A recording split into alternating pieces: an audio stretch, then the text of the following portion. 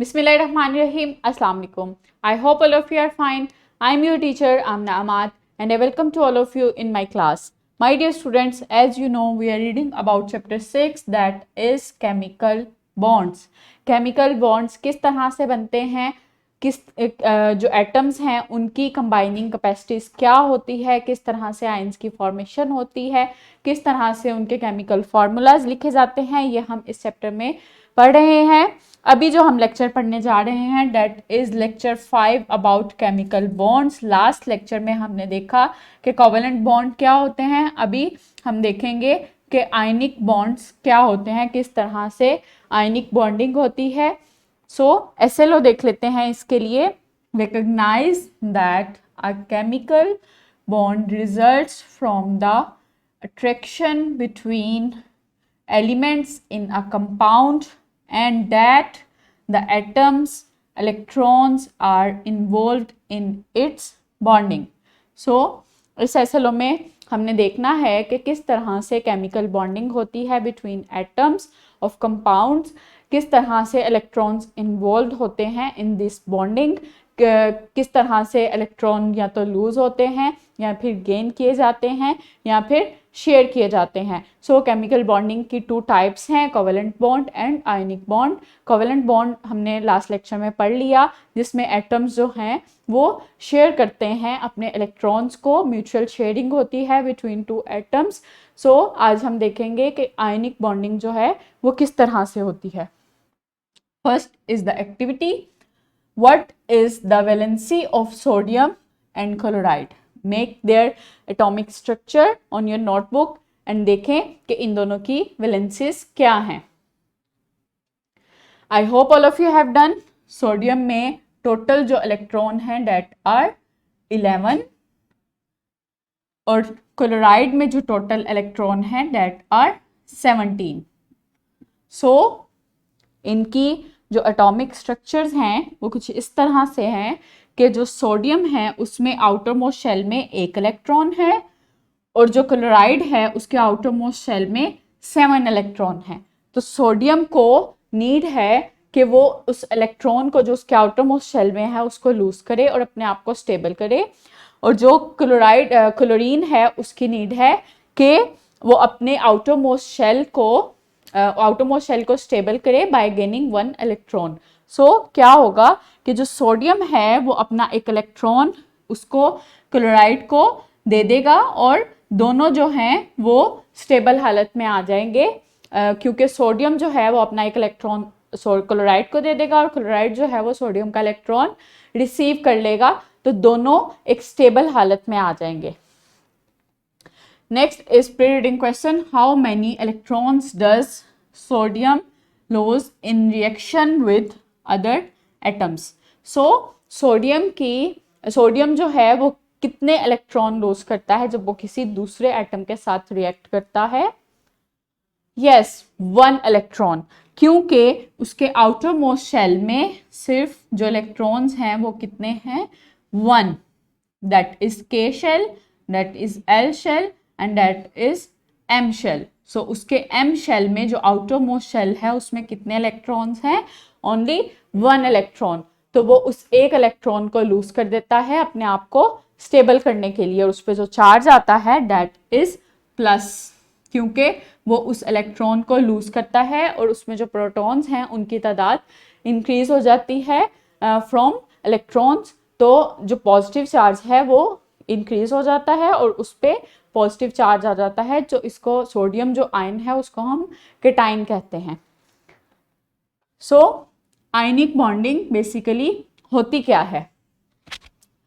Like in the example, sodium जो है वो अपना 1 इलेक्ट्रॉन लूज कर देता है और जो क्लोरीन है उसको 1 इलेक्ट्रॉन की ज़रूरत होती है, तो वो उस इलेक्ट्रॉन को गेन कर लेता है। तो जो सोडियम आयन है वो उस पे जो चार्ज आता है दैट इज पॉजिटिव चार्ज, और जो क्लोरीन है वो नेगेटिवली चार्ज हो जाता है। तो इन दोनों के दरमियान जो कंप्लीट ट्रांसफर होता है इलेक्ट्रॉन का, लाइक सोडियम जो है वो अपना 1 इलेक्ट्रॉन लूज कर रहा है और उसको कंप्लीटली ट्रांसफर कर रहा है टू क्लोरीन एटम, और क्लोरीन एटम जो है वो उसको कंप्लीटली गेन कर रहा है और खुद को आयनिक जो कंडीशन है उसमें चेंज कर रहा है। तो ये दोनों के दरमियान जो एक रिलेशन बनता है दैट इज आयनिक बॉन्ड, और जो कंपाउंड बनता है वो आयनिक कंपाउंड बनता है that is sodium chloride. So formation of magnesium oxide through ionic bond. Next example है मैग्नीशियम ऑक्साइड की, किस तरह से जो आयनिक बॉन्डिंग की मदद से मैग्नीशियम ऑक्साइड बनता है। मैग्नीशियम में जो टोटल इलेक्ट्रॉन्स हैं दैट आर 12, ऑक्सीजन में टोटल इलेक्ट्रॉन है 8। सो जो 2 शेल्स हैं मैग्नीशियम के ये टोटली फिल्ड हैं, लेकिन जो आउटर मोस्ट शेल है उसमें सिर्फ 2 इलेक्ट्रॉन्स हैं। तो मैग्नीशियम को ज़रूरत है कि वो अपने जो आउटर मोस्ट शेल में 2 इलेक्ट्रॉन हैं उनको लूज कर दे और अपने आप को स्टेबल कर ले, तो उसकी कंबाइनिंग कैपेसिटी है 2। सो वो अपने 2 इलेक्ट्रॉन जो हैं उनको लूज कर देगा। सो नेक्स्ट जो एटम है जो उन इलेक्ट्रॉन्स को रिसीव करेगा वो क्या है, ऑक्सीजन एटम, जिसमें जो फर्स्ट शेल है दैट इज कंप्लीटली फिल्ड है और उसमें 2 इलेक्ट्रॉन्स हैं। जो सेकंड आउटर मोस्ट शेल है वो अनस्टेबल है क्योंकि उसमें सिर्फ 6 इलेक्ट्रॉन्स हैं, तो उसको 2 इलेक्ट्रॉन की ज़रूरत है अपने आप को स्टेबल बनाने के लिए, तो उसकी कंबाइनिंग कैपेसिटी क्या है 2। तो जो मैग्नीशियम अपने 2 इलेक्ट्रॉन लूज करेगा वो ऑक्सीजन रिसीव कर लेगा।